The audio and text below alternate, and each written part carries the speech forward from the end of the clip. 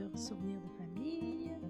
On est déjà le 23 novembre 2019. En cette, tiens, 1, 2, 3, 4, que c'est cute comme chiffre ça, pour les numérologistes. Donc, une soirée de novembre, on s'approche de Noël. Et j'avais le goût avec vous de... En fait, déjà, j'avais le goût de me promener sur Family Search à la recherche d'ancêtres intéressants. Ça fait déjà un certain temps que j'ai pas publié de vidéo où je parle de généalogie. Mais aujourd'hui, j'ai passé quelques heures à me balader sur Family Search dans mon arbre. Et ben, j'ai fait quelques découvertes, en fait plusieurs, mais certaines qui m'ont paru intéressantes. Puis là, j'ai envie d'aller, je ne vais pas vous laisser languir plus longtemps. J'ai envie d'aller plus loin dans le temps parce que je vous l'avais promis et parce que aussi, je vous avais dit que j'avais découvert que je pouvais aller bien au-delà du moment de la colonisation en Amérique du Nord, de la Nouvelle-France. Vous savez ce que j'ai dit, hein? Quand on arrive en 1600 quelque chose, 1608, quelle belle date, la fondation de Québec. Alors, on sait qu'ici, on est, c'est la traversée de l'Atlantique, hein? Et donc, quand on a la chance, le privilège de découvrir à l'aide d'un outil, quel qu'il soit, mais Family Search, ben, je vous l'ai déjà dit, c'est le fun parce que c'est gratuit, puis c'est la plus grande base de données, semble-t-il, en généalogie dans le monde, parce que c'est lié à des croyances religieuses où les gens de la religion, attendez que je la nomme à nouveau, les saints des derniers jours, je crois en tout cas, eux croient qu'ils peuvent baptiser à rebours des ancêtres décédés de façon à la fois à sauver leur âme à eux et sauver leur propre âme, au fond, sauver leur famille. D'où l'intérêt qu'ils ont, l'intérêt marqué qu'ils ont de faire de la généalogie. Alors nous, on en profite, on est bien contents et c'est gratuit. Alors, pour les personnes qui n'ont pas nécessairement l'intention de faire un test d'ADN avec, pour ne pas les nommer, Ancestry et compagnie, parce que ces sites-là peuvent également, bien sûr, 33andMe, etc., peuvent donner accès, à part l'accès au bagage ADN, peuvent donner accès à des bases de données de type généalogique comme celle-là. Mais si soit ça ne vous intéresse pas ou que vous voulez quand même tout simplement profiter d'une base de données gratuite, ben, cette base de données-là est intéressante. Je pars de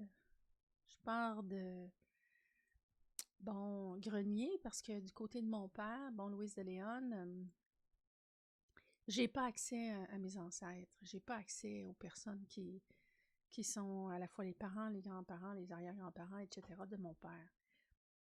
Ah, en principe, je serais désavantagée de par ce fait-là. Excusez-moi. Mais en réalité, j'ai quand même accès à beaucoup d'informations. Alors, si vous, dans votre cas, au contraire, vous connaissez très bien vos deux parents et vos grands-parents, arrière-grands-parents, mettons, là, pour dire quelque chose, une fois que vous allez vous inscrire et entrer vos premières données, vous allez voir, c'est vraiment très facile. Vous vous inscrivez, vous choisissez un mot de passe, vous les notez quelque part pour ne pas les oublier. Ensuite, vous entrez les coordonnées de vos parents dans des petites fiches toutes simples avec le plus d'informations que vous connaissez possible. Vous faites la même chose pour vos grands-parents. Et très souvent, en tout cas, c'est ce qui m'est arrivé, c'est ce qui est arrivé à d'autres. Ben, tout à coup, il apparaît des données qui se proposent pour venir se relier aux données que vous avez déjà entrées. Alors moi, qu'est-ce qui est arrivé? Au moment où j'ai entré les coordonnées de mon grand-père maternel, Joseph Marcel Grenier, Tout à coup, il est apparu à l'écran que dans la base de données existait déjà ce personnage. Et là, j'ai regardé la fiche et j'ai vu que tout correspondait exactement. Alors, j'ai cliqué pour me relier à cette base de données qui découlait de lui. Et c'est là que, à ma plus grande surprise et à mon plus grand plaisir, j'ai découvert qu'il y avait une infinité de données qui découlaient de ça. La même chose de ma grand-mère. Alors, pour le moment, j'ai ouvert du côté de Marcel. Vous voyez, il y a des petites flèches suite à un couple. On clique sur la petite flèche et ça ouvre les générations suivantes. Et ainsi de suite, ce qui nous permet de naviguer dans cette base de données. C'est ce qui est bien intéressant et vraiment très facile. Voilà. Et c'est bien certain que moi, qui suis-je pour vous dire que ces données-là sont exactes? De temps en temps, il y a des petits points d'exclamation, là. Je crois que ça, c'est un symbole qui veut dire que, bon, ben, l'information liée à l'individu qui est là, soit est incomplète ou il y a des éléments qui ne concordent pas. Mais ça n'arrive pas tout le temps. Puis, étant donné l'importance de Family Search pour la religion dont je vous ai parlé tantôt, étant donné les enjeux qui sont j'allais dire les enjeux qui sont en jeu, on peut dire ça, étant donné ce qui est en jeu par rapport à l'importance qu'ils mettent là-dedans, l'importance de retracer vraiment les ancêtres pour pouvoir les baptiser, etc., selon leur philosophie, leur religion, j'aurais des gros doutes sur le fait qu'ils soient négligents. J'ai toutes les raisons de croire qu'il y a quand même des gens qui travaillent là-dessus, vraiment de manière régulière, de manière continue, pour assurer que les données sont vérifiées et que s'il y a des données qui ne sont pas valides, qu'elles ne sont pas maintenues, là. OK, alors, prise 1. On est dans Family Search, dans l'arborescence de Lucie Grenier. Et Lucie Grenier, c'est moi-même. Je suis née en 1971. La date de naissance exacte, le jour et le mois, c'est pas nécessaire. Voilà, mon père, ma mère, mes grands-parents, mes arrière-grands-parents maternels. Et comme je vous ai dit, là, je me suis promenée dans une branche du côté de mon grand-père. Je suis allée un peu au pif. En fait, tant qu'il y a de l'information disponible, on clique et on est content de trouver de l'information. Et c'est ce que j'ai fait. Un peu au hasard. Alors, j'ai pris ce chemin-là. OK. On sait que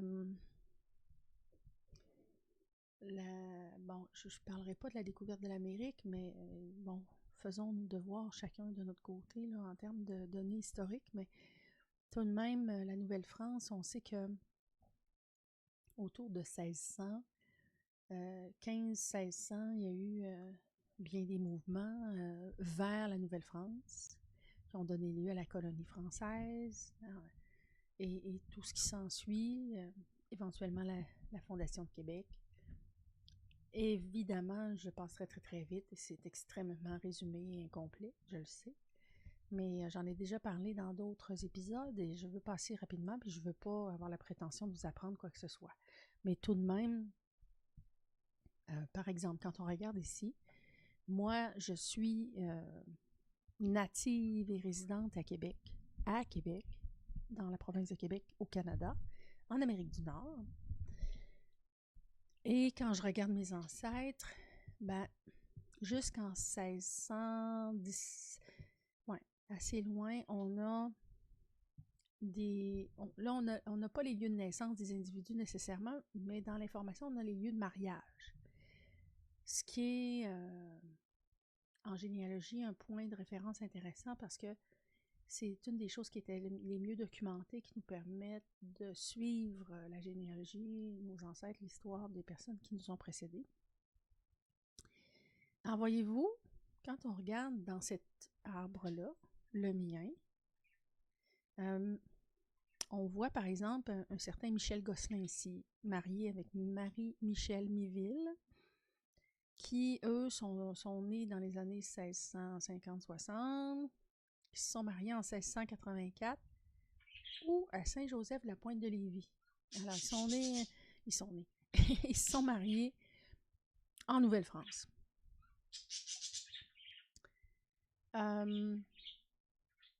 Voyez-vous, ici, on a Adrien Leclerc et Geneviève Paradis qui se sont mariés à Saint-Pierre-Île-d'Orléans. J'ai beaucoup d'ancêtres de Saint-Pierre et de l'île d'Orléans de manière générale. Ici, François Ferland et Jeanne-Françoise Milouer, ou Miloué, je ne sais pas. Eux se sont mariés en 1679 à Québec, à Sainte-Famille de l'île d'Orléans. Et encore une fois, à l'île d'Orléans, on a Louis-Jean Piché et Marie-Anne Côté ou Costé, peut-être que le S est muet, qui, eux, se sont mariés à Saint-Pierre de l'île d'Orléans. Bon, là, on est avec eux ici, là. Adrien Leclerc et Geneviève Paradis. Quand on recule en arrière, voyez-vous, le père et la mère d'Adrien Leclerc, soit Jean Leclerc dit le Bouteleux, et sa mère Marie Blanquet, se sont mariés à Saint-Rémy de Dieppe. Et ça, c'est en France. Bon. Alors que, très intéressant, les parents de Geneviève Paradis, eux-mêmes, s'étaient mariés à Québec. Ah ben ça, c'est particulier, hein? Hey, c'est quelque chose, ça. OK, alors on a Guillaume Paradis ici. Et Geneviève Milouer dit Dumaine, qui, eux, se sont mariés à Québec, donc ils ont en 1670. Alors, ils se sont retrouvés dans la région de Québec au tout début de la Nouvelle-France. OK, on recule encore un peu. Les parents du premier couple de parents sont ici. Jean Leclerc dit le Boutel, eux aussi de Saint-Rémy de Dieppe, 1608-1689, avec Perrette Brunet, la mère de Madame Blanquette, les parents de Madame Blanquette, Adrien Blanquette, dit la Fougère et Catherine Prévost, se sont mariés à Hocqueville, Seine-Maritime. Là, il me manque d'informations. Toujours en France, il me semble. Bon, ici, le deuxième couple de parents qui s'était marié à Québec. Ben, quand on recule, on voit que là, leurs parents à eux... Ah ben non, tiens. Encore une fois, on a une découverte. Pierre Paradis et Barbe Guyon, eux, se sont mariés en France, à Mortagne-au-Perche, Orne, Basse quelque chose, peut-être Basse-Normandie, je ne suis pas sûre, mais en tout cas, c'est en France, je crois. Mais les parents de Geneviève Milouer, hein, on recule dans le temps, là. Ben, eux, ils se sont mariés à Notre-Dame de Québec en 1651. Wow! Et ça, ça veut dire qu'ils sont arrivés tôt dans l'histoire de la Nouvelle-France. Hein, ils sont arrivés au Québec, à Québec, très tôt. Et assez pour se rencontrer ici, probablement, et se marier ici. C'est fascinant, c'est vraiment génial. Alors, c'est M. Jean Milouer, dit Dumaine, et Mme Jeanne Leroy. Alors, je ne sais pas si c'est la même chose pour vous, mais moi, quand je regarde ça, je pourrais passer des heures, je suis fascinée vraiment. Là. Et c'est... En même temps, ça nous apporte beaucoup d'informations géniales, mais de temps en temps, c'est crève-cœur parce qu'on tombe sur quelque chose qu'on voudrait creuser.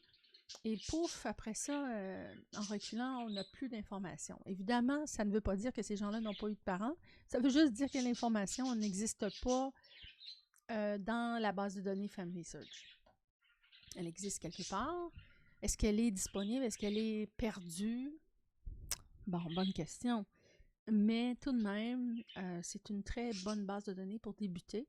Puis rien ne vous empêche, le cas échéant, si vous le souhaitez, de poursuivre vos recherches. Vous pourriez prendre le téléphone, aller sur Internet dans d'autres bases de données, sous d'autres formes, visiter les lieux et éventuellement aller dans des hôtels de ville, dans des archives, des endroits où des données documentées papier pourrait être disponible et approfondir. Alors, moi, je peux juste vous encourager. C'est tellement agréable, intéressant.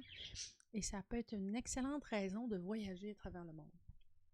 En tout cas, moi, c'est ce que je me promets de faire, entre autres choses, au cours de ma retraite. Alors, voilà. Donc là, on recule et on se retrouve avec un certain Pierre Milouère, ou Miloué, encore une fois, et Françoise Naoulet-Candel, je sais pas, peut-être c'est une anglophone, qui, eux, se sont mariés en Suisse, en 1614. N'est-ce pas magnifique? Hein? On est vraiment loin dans le temps. Et puisque j'ai pris cette branche-là, par hasard, comme je vous ai dit, aussi parce que je trouvais de l'information, alors je poursuivais mes recherches, c'est logique. Les parents de Madame Jeanne Leroy, Pierre Leroy, et sa mère Jeanne-Françoise Godefroy. Bon, Françoise était un nom à la mode à l'époque. Il y en a un autre ici. Pierre Leroy, né en 1594, décédé en 1651.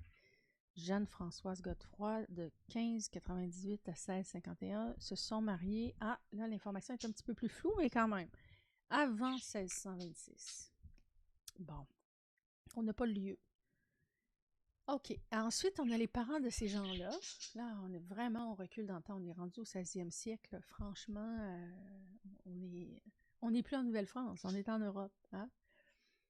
Alors, on a les parents de Pierre Leroy, Ferdinand Roy, et non le roi.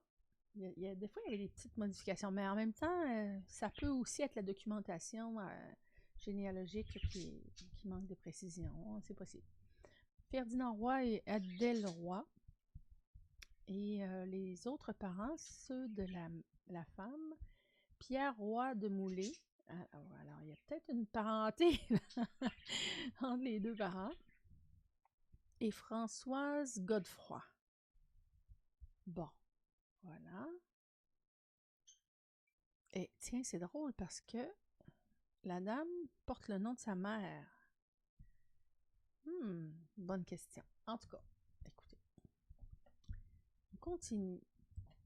Alors là, les parents de M. Pierre Roy de Moulay, Mathurin Leroy et Jeanne Pestel, se sont mariés avant 1569 en France. Les parents de la dame, eux, on voit un certain Guillaume Collins et la mère Jane ou Jeanne Graves. Non, c'est anglophone, ça. Bon. OK, ensuite, on recule encore. Là, on se retrouve avec un certain Jean Leroy et Madame Olive le Juif. Amusant comme nom. Olive. Comme l'épouse de Popeye. Popeye de Saint-Germain. OK. Eux se sont mariés à Saint-Malo, île-et-Vilaine, en Bretagne. Bon, en 1539. Ouais, écoutez, je ne sais pas si ça vous donne le vertige, mais moi, ça m'a pris un certain temps avant de m'habituer. Voyez-vous, j'ai encore de l'information, là. J'ai pas fini, là. Si ça vous tente, si ça vous donne l'envie d'aller fouiller, d'aller créer votre compte Family Search, en tout cas, je vois pas comment ça pourrait pas vous tenter quand vous voyez ça, d'y aller voir ça puis de vous inscrire. Je vous le souhaite. Puis vous pouvez tout aussi bien arrêter cette vidéo, le mettre sur pause puis aller créer votre compte. Faites-le. OK, alors je continue. On est rendu avec un Mathurin Leroy et une Jeanne Pestel qui se sont mariés avant 1569 en France. OK, oui, je reviens sur le tape, là. Et ensuite, Jean Leroy et Olive le Juif, mariés en 1539 à Saint-Malo. On poursuit. Là, on va arriver, on va suivre la ligne paternelle. Voyez-vous, hein, si on allait de ce côté-là, on avait de l'information. Lord Jehan le Juif, Lord of Champ d'Avoine Oatfield. Oh, Champ d'Avoine Oatfield. Le seigneur de Champ d'Avoine. C'est charmant. Marié à Guyonne d'Herrien en 1510. mais ça débouchait pas. Alors, du côté du père, on avait une suite. On a Jean Leroy, toujours marié à Saint-Malo en 1476 cette fois, avec Geneviève Cotin. On continue. Les parents du père, de monsieur, du mari, oui, monsieur Jean Leroy, sont Thierry Leroy, sa femme Blanche de Flavie, très beau nom. Toujours se sont épousés à Saint-Malo, en Bretagne, en 1452. Ensuite, les parents Martin Mathurin Leroy et Madame Bienvenue Lallemand. Continue. Le père, seigneur de Villeneuve, Jacques Leroy, et Dame Marguerite Leroy. Alors, seigneur et dame, là, c'est sûr que c'était, disons, peut-être de la petite noblesse, là. C'était des gens qui avaient des titres, ou c'était des propriétaires terriens, hein, probablement. On continue. Ensuite, on a Lord Seigneur Guillaume Leroy de Saint-Florent et Madame Marguerite Gros. Vous voyez la date, là? Je ne sais pas si le plancher commence à fondre sous vos pieds, mais moi, j'ai comme un vertige à chaque fois que je regarde ça. 1319 à 1365, la date de naissance et de décès de M. Lord Seigneur Guillaume Leroy de Saint-Florent. Ça date, hein? On continue encore. Les parents de M. Gauthier Leroy dit Saint-Florent, seigneur de Saint-Florent Leroy. Et son épouse, Mme Marguerite de Florent Gauthier Leroy. On continue. Je vais essayer d'accélérer un peu. Bon. Seigneur Pierre Leroy de Saint-Florent et Alide Leroy de Monchy. Mariage en 1275. Pouvez-vous imaginer 1275? Hein? Si on s'amuse à juste aller voir...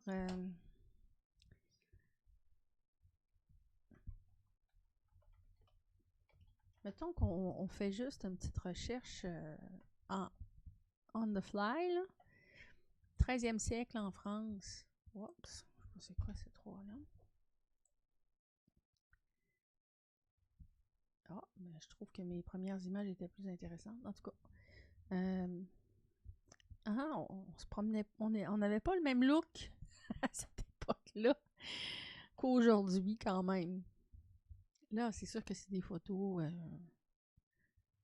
c'est pas des kidam, mais quand même, ça nous donne une idée de quoi ça pouvait avoir l'air en Europe à cette époque-là. On est bien loin de notre époque contemporaine. Et que c'est intéressant. Bon. OK. Je vais passer un petit peu plus vite parce que ça finit plus mon affaire. Ah, ben attendez un petit peu. OK. Ici, on était ici, hein? Alide Leroy de Monchy. Ensuite, encore une fois, Jean Leroy de Saint-Florent. Alide Lady Leroy de Monchy. Est-ce que c'est la même? Ben, faut bien croire que non. Maintenant, Albert de Monchy, le roi de Norseman, l'épouse monitoriale Lady de Machy. OK, là, si vous étiez en train de cliquer, vous diriez, si c'était vous-même qui aviez cliqué, vous diriez, bon là, il me semble que l'information reste toujours la même, on dirait que ça s'épuise. Il y a des détails de mariage, de lieu de mariage qui ne sont pas là. Est-ce que je continue de cliquer? Ben moi, je vous le dis, faites-le. Si ça vous plaît, faites-le parce que vous ne savez pas sur quoi ça peut vous amener. Et juste le fait de voir les dates avancées, pour moi, en tout cas, c'est passionnant. Là. Je ne suis jamais tannée de faire ça. En tout cas, vous saurez, vous verrez qu'est-ce que vous en ferez. On the Wind Macus de Norseman. Platitudinus Lady de Norseman. Hey boy, platitude, moi dans mon vocabulaire, c'est pas un compliment. Drôle de nom. Macus de Macuswell, Bétoc Atoll, au 11e siècle. Bon, voilà où je voulais vous amener. C'est parce que dans cette ligne-là, je suis tombée sur comme je me plais à dire, je suis tombée dans une talle de roi. C'est pas la seule chose qui est intéressante en généalogie, bien entendu, mais c'est amusant, c'est intéressant, c'est fascinant. Écoutez, voyons donc, quand on se rend compte qu'on a des ancêtres qui ont des titres comme ça, c'est palpitant. Mais c'est surtout que, de toute façon, on les connaissait pas, ces rois-là, là, voyons. Et voici ce que j'étais contente de découvrir, surtout. Irlande. Bon, alors dans ce cas-ci, dans cette recherche-ci que j'ai faite de manière impromptue, j'ai pas planifié quoi que ce soit, ben là, je suis tombée sur des gens qui sont des Irlandais. Alors ça, c'est un roi irlandais. Bon, ben, je viens de me trouver une raison d'aller en Irlande, si j'en avais pas déjà assez de raisons pour y aller, alors que c'est un endroit magnifique, vraiment intéressant. Ben, je suis bien curieuse de savoir c'est qui ça, King Olaf le Blanc Sigtryggson de Dublin. Wow, c'est génial, c'est fascinant. Son épouse, Maelcorcr Igen Dunlang O Tua Tale of Leinster. C'est sûr que c'est des dialectes, hein? C'est les anciennes langues. Toutes mes excuses si je les prononce mal, là. C'est bien sûr que ça se peut. Un autre. Silkbeard. Oh, le roi avec la barbe de soie. Ouh! Olafson. Ici, King Duncan Cran MacDonlag. Leinster et est-ce que c'est plus en Écosse? Non, ça doit être l'Irlande aussi. En tout cas, c'est le fun, hein? King Dunlang, tatati, tatata. O'Toole, Queen of Leinster. O'Toole, c'est un nom qu'on connaît, il y a des acteurs qui s'appellent comme ça. Hein?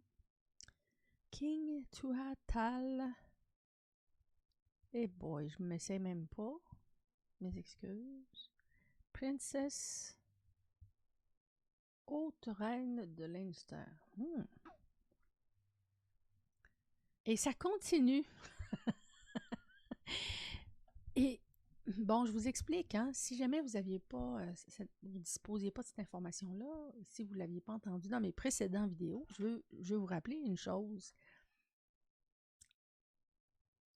Ce qu'il y a, c'est que en généalogie, il y a toujours la notion d'utilité. Pourquoi on documente les données historiques, les dates de mariage, les lieux de naissance, ce genre de choses, et les lieux de mariage? Le commun des mortels a moins de raisons de le faire. Puis plus on retourne dans le temps, peut-être que, puis vous me direz si je me trompe, mais en tout cas, il y a des possibilités que l'information soit moins disponible chez le commun des mortels. Les personnes qui n'étaient pas nobles n'avaient pas nécessairement de raison, en tout cas au moins, n'avaient pas nécessairement autant de raisons de documenter leur date de mariage, leur date de naissance, leur lieu de mariage, leur lieu de naissance, que des gens de noblesse ou de royauté, pour des raisons évidentes de transmission de titres, de possession, c'est ça, de tout ce qui leur appartenait, puis de maintenir l'information au sujet de leurs ancêtres puis de leur succession. Ce qui explique que quand on se promène dans un arbre généalogique, quand on se promène dans des bases de données de généalogie, on trouve nécessairement plus facilement les ancêtres qui ont le moindrement un titre de noblesse, ne serait-ce que des comtes, des ducs, ce genre de titres, pour les mêmes raisons que je viens de vous nommer. Ça ne veut pas dire qu'on a plus d'ancêtres royaux que d'ancêtres qui n'ont aucun titre de noblesse. C'est pas ça. Sauf que mon pif me dit qu'il y a quand même plus de chances que les données au sujet des ancêtres qui ont le moindrement des titres d'aristocratie, nécessairement sont plus faciles à trouver puisqu'ils sont généralement mieux documentés dans les archives, dans les églises, etc. Alors, dans le fond, c'est plaisant. C'est probablement, j'imagine, et sauf erreur, hein, je peux me tromper parce que je ne suis pas une professionnelle dans le domaine du tout, ben, c'est probablement la raison pour laquelle on en trouve tant, plus on recule dans le temps, parce que ben, c'est pas mal certain qu'on a tous des ancêtres à un moment donné qui ont des titres de noblesse plus ou moins importants. Mais on les trouve, ceux-là, parce qu'ils sont documentés, alors que quand on cherche des titres, c'est-à-dire quand on cherche des ancêtres en général et qui ne sont pas nobles, parfois les informations à leur sujet s'épuisent au fil du temps, à mesure qu'on recule dans le temps, parce que justement, ils sont un peu moins bien documentés, parce que c'était peut-être moins vital de documenter leur information au fil du temps. Il ne faut pas oublier que à l'époque, et on n'a pas besoin de retourner bien loin pour ça, il n'y avait pas d'ordinateur, il n'y avait pas de ci et de ça, et même avant le bas, c'est-à-dire avant le bas Moyen-Âge, non, le haut Moyen-Âge et avant la Renaissance, l'imprimerie non plus n'existait pas. Alors, toutes les choses qui étaient documentées, elles étaient à la main. Et une faible proportion de la population savait lire et écrire. Alors, OK, on se comprend. Alors, en partant de cette connaissance-là, tout de suite, on comprend pourquoi le commun des mortels ne documentait peut-être pas autant ou ces informations au sujet de ses ancêtres, des prédécesseurs, des successeurs. Évidemment, je ne saurais pas dire si au moment du baptême, lorsque les gens appartenaient à une religion, quelle qu'elle soit, si c'était une formalité obligatoire de documenter un baptistère, etc., des lieux et dates de naissance, des lieux et dates de mariage, des lieux et dates de décès. Mais quelque chose me dit que les nobles mettaient une emphase, une importance sur cette documentation-là davantage. Ce qui explique sans doute pourquoi on a plus accès à ces données-là. Alors, ça peut nous dégonfler un peu la balloune aussi. Tu sais, quand on pense à ça, on se dit, bon, OK, je comprends pourquoi j'ai tant d'ancêtres royaux. Je suis pas plus spécial qu'un autre nécessairement. C'est juste que ceux-là, ces informations-là, on les trouve. Quand il y en a, on les trouve. Parce qu'elles sont plus facilement accessibles et mieux documentées. Alors voilà, écoutez, je parle beaucoup, mais je reviens. Alors voyez-vous, on a une lignée là, de rois irlandais, c'est vraiment intéressant. J'en profite pour lancer le défi à mes cousins John et Patrick Condon, qui sont, pour leur part, en fait, ils sont les enfants de ma tante étant la sœur de ma mère.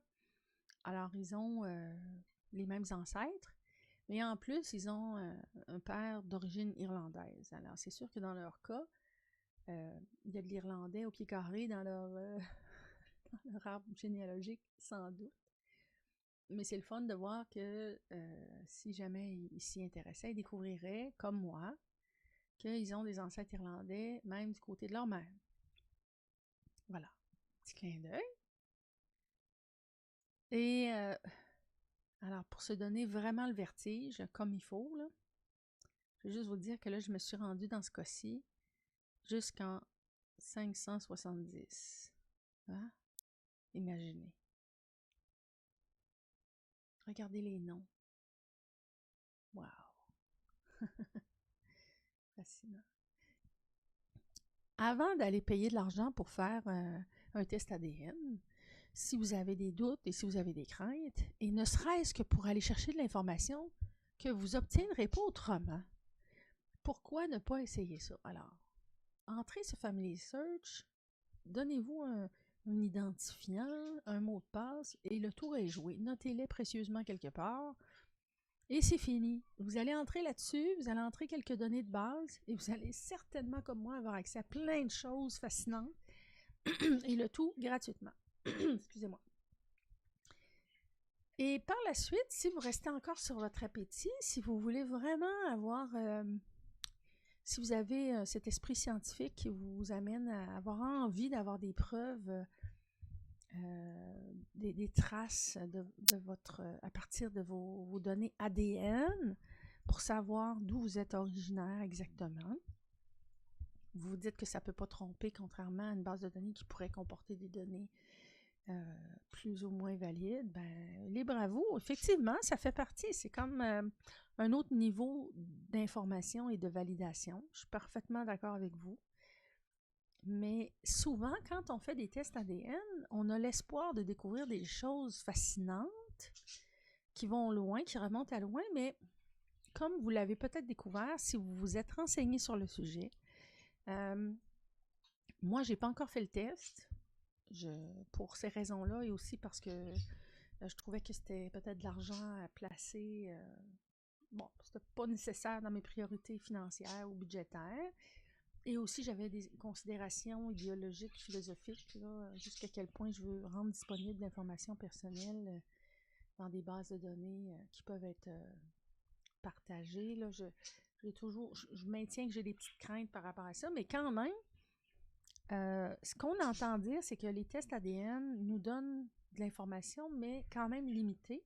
Et les gens qui ont fait le test, vous pourrez vous promener sur YouTube notamment, ou sur Internet en général. Beaucoup de gens ont fait des tests, ont comparé, ont fait les tests par exemple avec plusieurs firmes et ont réalisé que des fois les données étaient variées selon la compagnie avec laquelle ils avaient fait affaire, alors que c'est leur même salive qui est utilisée pour les différents tests. Alors, qu'est-ce que ça veut dire? Jusqu'à quel point c'est précis? Et aussi, ben, ils découvrent, par exemple, que, OK, bon, ben, ils ont, je sais pas moi, 15% de leurs ancêtres qui sont originaires de la France. Bon, ben, ça, c'est quand même restreint comme information. Ça date de quelle époque? C'est quelle région? C'est qui, au juste, ces gens-là qui sont originaires de France, qui sont à la source de ces 15% de leur ADN originaire de la France. Alors, moi, je ne vous cache pas que oui, ça m'intéresse, un test ADN. Oui, je pense que ça peut être vraiment palpitant de faire ça, puis de voir arriver les résultats, puis d'être curieux de découvrir ses origines géographiques, ethniques. Mais voyez-vous, pour 0$ avec un logiciel comme Family Search, vous pouvez obtenir beaucoup d'informations sur vos ancêtres, sur vos origines géographiques, ethniques, sans nécessairement attendre de faire un test ADN. Et si jamais c'était contre vos principes, ben, ça peut vous donner toute l'information que vous souhaiteriez avoir sans avoir besoin de faire un test ADN. Alors, tenez-vous-le pour dit, j'avais envie de partager ça avec vous. J'espère que vous avez aimé cette petite séance avec moi pour se donner le vertige. Puis je vous encourage vivement à vous essayer vous-même, à vous créer un compte Family Search et à explorer vos ancêtres à vous et voir jusqu'où ça vous mène. Et si le cœur vous en dit, vraiment, je vous en prie, faites-moi des commentaires. Je serais vraiment, vraiment intéressée, vraiment curieuse de vous entendre me dire ce que vous avez découvert, les questions que vous avez aussi, si vous en avez. Si jamais vous découvrez des ancêtres intéressants ou pourquoi pas des ancêtres communs avec moi, ça pourrait aussi. Partagez-moi toutes vos observations, vos commentaires. Si vous trouvez des choses géniales dans vos ancêtres, dites-le moi dans vos commentaires. Que c'est intéressant de s'intéresser à... Je me répète, hein, que c'est le fun que c'est intéressant la généalogie, que c'est intéressant l'histoire, que c'est intéressant de fouiller dans les données qui concernent nos ancêtres. En tout cas, si vous êtes comme moi, si vous avez écouté cette vidéo jusqu'à la fin, c'est parce que ça vous intéresse.